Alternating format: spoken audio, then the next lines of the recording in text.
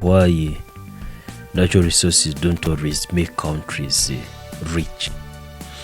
Like I said in our first episode, imagine discovering that your country is sitting on billions of dollars worth of oil. And imagine learning that beneath your soil lie vast deposits of gold. We talk about diamonds, copper, and other valuable minerals. You'd probably assume that your country is destined for wealth and prosperity. But what if I told you that some of the most resource-rich countries on earth are also home to millions of poor people? And what if I told you that some of the world's wealthiest nations have almost no natural resources at all? You'd ask yourself, how is that even possible? Why do some countries strike gold yet remain poor, and while others with very little become economic giants? Now, the answer lies in a phenomenon economists call the resource curse. Like I said in our first episode, this story is one of greed, corruption, leadership, missed opportunities, and lessons that continue to shape our world today. Now, for centuries, nations have searched for valuable resources, and gold sparked wars, diamonds built fortunes, oil transformed deserts into modern cities, and whenever a major resource is discovered, people celebrate, governments make promises, investors rush in, citizens dream of a better future, because on paper it seems simple. More resources should mean more money, and more money should mean better roads, schools, talk about hospitals and jobs. But history tells a different story. Now let's compare two countries, South Korea and Nigeria. In 1953, the Korean War left South Korea devastated. Cities were destroyed, millions of South Koreans were poor, and the country had very few natural resources. Even many experts believed it had little chances of becoming wealthy.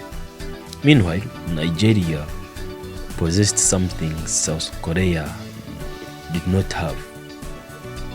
Talk about oil and lots of it, by the way. In 1956, oil was discovered in commercial quantities in Nigeria, and the future looked very bright. One country had resources and the other did not have. Now, if you were making a prediction at that time, you'd probably have a bet on Nigeria.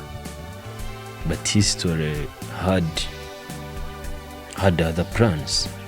Now, today, South Korea is one of the world's leading economies, and its companies sell products across the globe. Meanwhile, despite earning enormous sums from oil exports, many Nigerians continue to struggle with poverty and unemployment. What happened? This should be a question. What happened? Now, when wealth becomes a curse, this is the issue we really need to give attention. Economists call it the resource curse. Like I said, this happens when natural resources generate so much money that governments stop focusing on building a productive economy and instead of investing in people, education, innovation, and so on, leaders become dependent on resource revenues. And as more money flows in, corruption often follows. Powerful individuals compete for control of resource wealth, public funds disappear, projects remain unfinished, and ordinary citizens see a little benefit. Ironically, the very thing that was supposed to make a country rich begins holding it back. Now, I will give you an example of Venezuela. Venezuela possesses some of the largest proven oil reserves in the world. And for years, oil revenues poured into the government coffers. The country enjoyed periods of prosperity, but there was a problem. The country became heavily dependent on oil. And when oil prices fell, government revenues also collapsed. Guess what? The consequences were devastating. Inflation soared, businesses struggled, millions of people left the country in search of better opportunities. And the lesson was clear. A nation cannot build its future on a single resource. That can never happen. But natural resources are not always a curse. To understand this, we need to look at the country called Norway. Oil was discovered in Norway's North Sea in 1969. The country suddenly found itself sitting on enormous wealth. But instead of spending everything immediately, Norway made a different choice. It invested carefully and strengthened its institutions. It created one of the largest sovereign wealth funds in the world. Rather than enriching a few individuals, resource wealth was managed for future generations. Today, Norway is consistently ranked among the world's most prosperous nations. The difference was how the oil was managed. When we look closer at successful nations, a pattern emerges. The countries that thrive are not necessarily those with the most resources.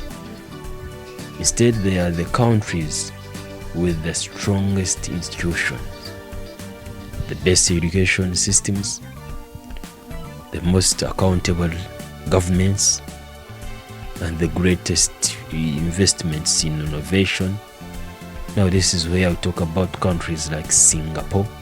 The same can be said for Japan and South Korea.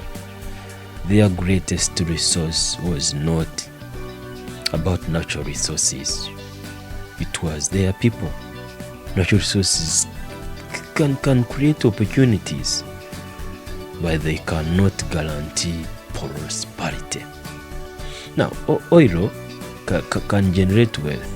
Gold can bring revenue. Diamonds can attract investment. But none of these things can replace good leadership, strong institutions, and uneducated population. Over the years, history has shown us that countries become rich not because of what they discover underground, but because of what they build above it. Now, to wrap up this topic, the next time you hear that a country has discovered oil, gold, or other valuable resources, remember this: natural resources can be a blessing, but they can also become a curse. The real wealth of a nation is not found in its mines. Talk about oil fields and diamond deposits. No, it's found in its people, its institutions, its ideas, and its vision for the future. Because in the end, resources may create an opportunity, but only people can turn that opportunity into prosperity.